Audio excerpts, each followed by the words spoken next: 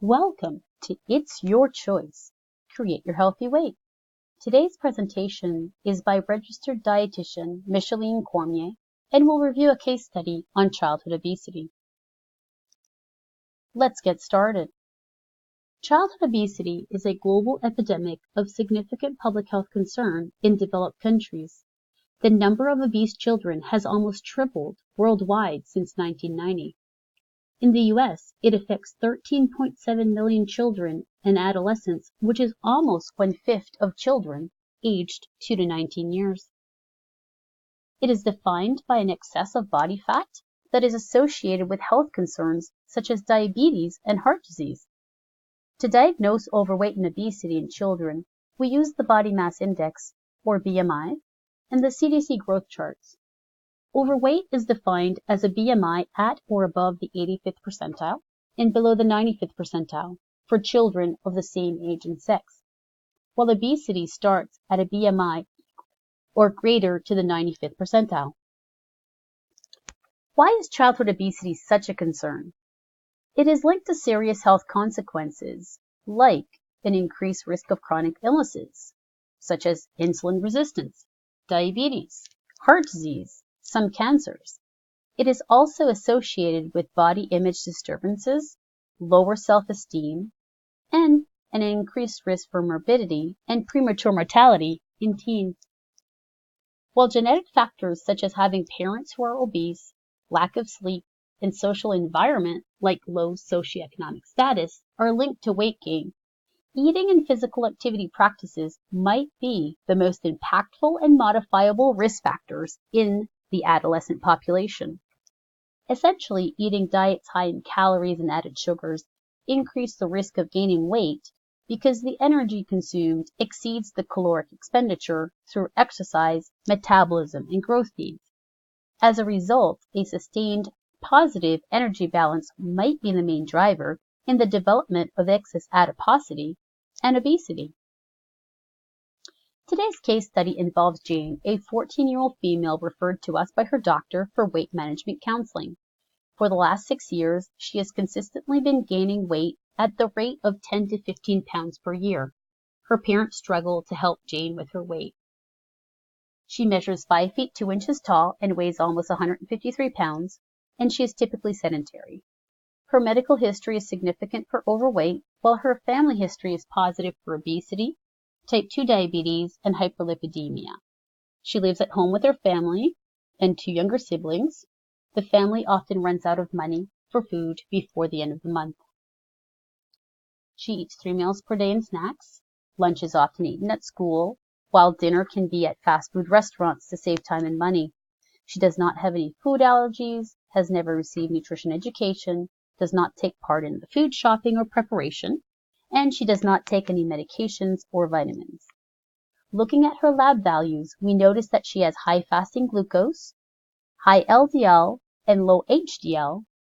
We will discuss the significance of these lab values further in the presentation. Her 3-day food diary shows us that Jane eats 3 meals per day and snacks, and that many of her food choices are highly processed, being high in sugar, salt, and fat as well. Let's dive into the nutrition assessment.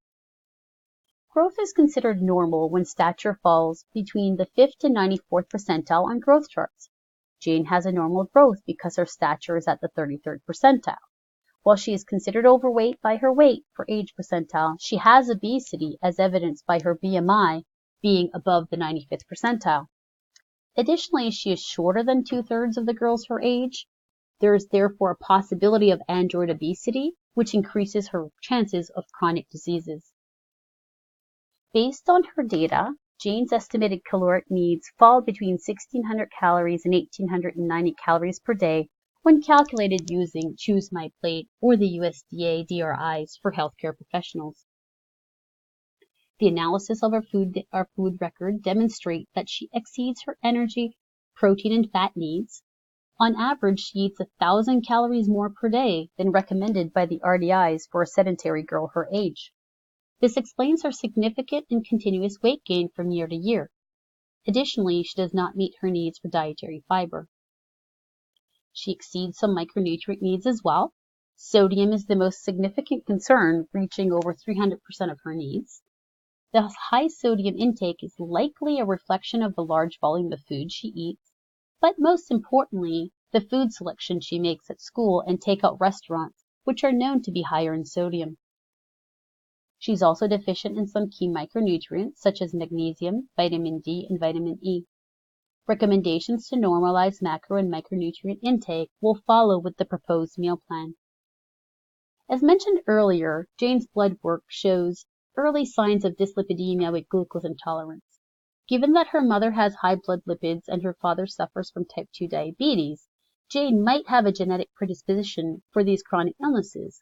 However, the high LDL and low HDL could also be the result of high saturated fat choices and low physical activity.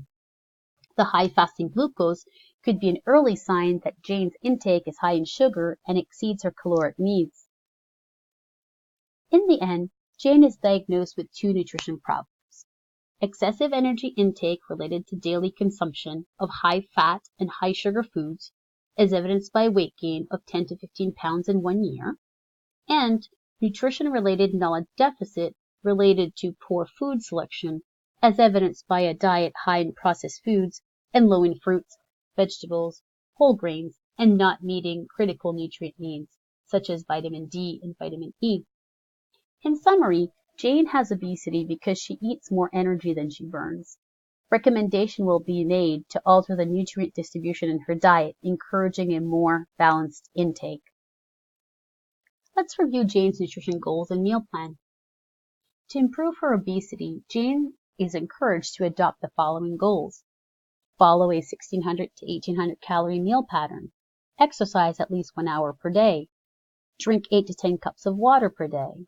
Reduce her intake of sugar-sweetened beverages and high-sodium foods, and prepare and eat foods at home more often. Let's take a closer look at each of these goals. The proposed meal plan provides 1,600 to 1,800 calories per day as a starting point. This slide gives us the recommended calorie distribution by food group based on the Choose My Plate website. The purpose of the meal plan is to help Jane learn to balance her caloric intake based on her needs and expenditure. It encourages a minimum of fruits and vegetables and whole grains and allows her flexibility that permits her to be an adolescent while enjoying social outings with her friends. The focus is on learning energy balance in versus out, as opposed to avoiding certain foods. For example, if she wants to have a soda with her dinner out, she might choose to not have her afternoon snack that day.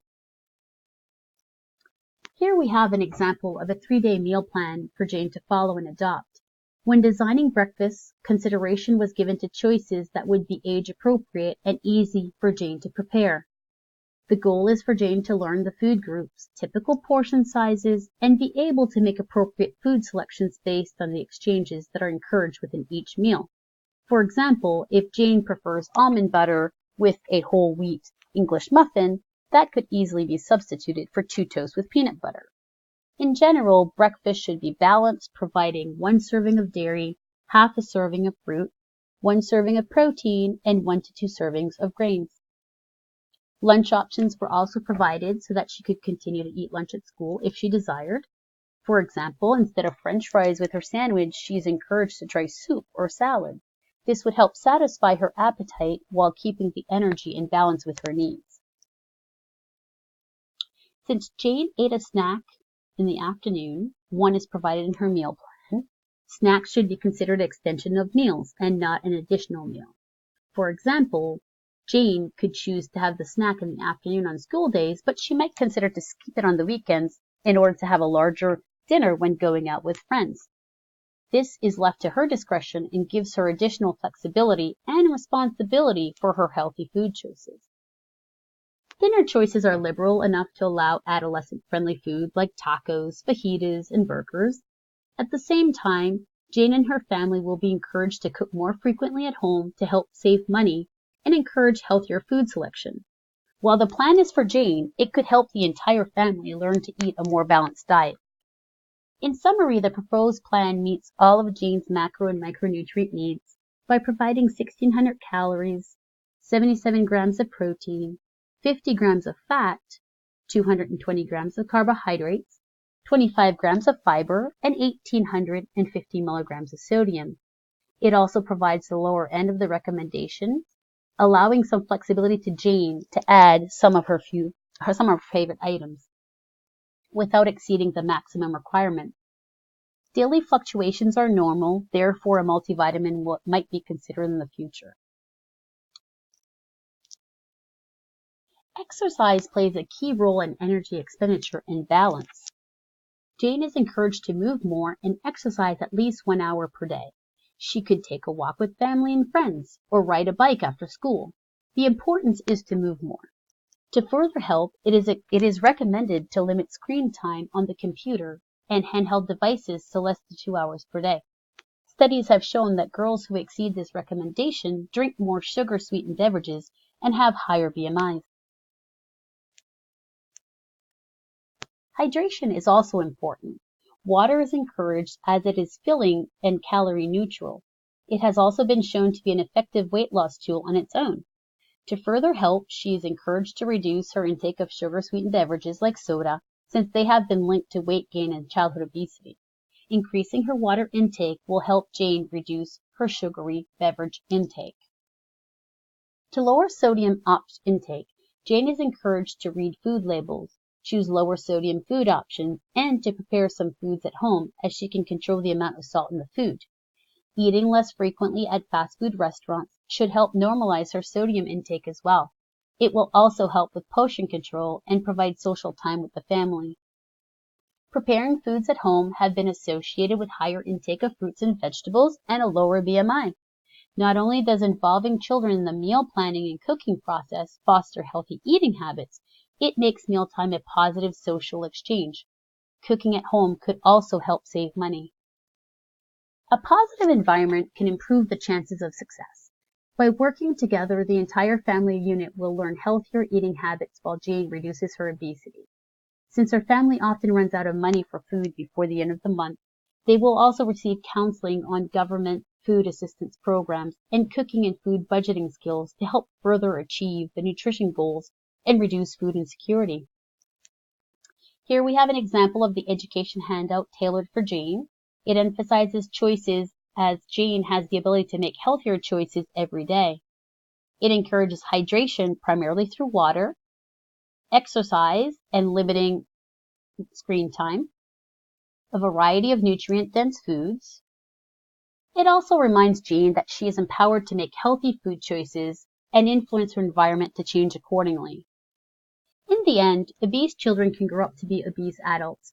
It is important to treat overweight and obesity as early as possible to provide nutrition information that incorporates education and behavior modification, allowing for proper growth while minimizing the risk of chronic illnesses. Every day we are faced with choices. Focus on health, make them count, and create your healthy weight.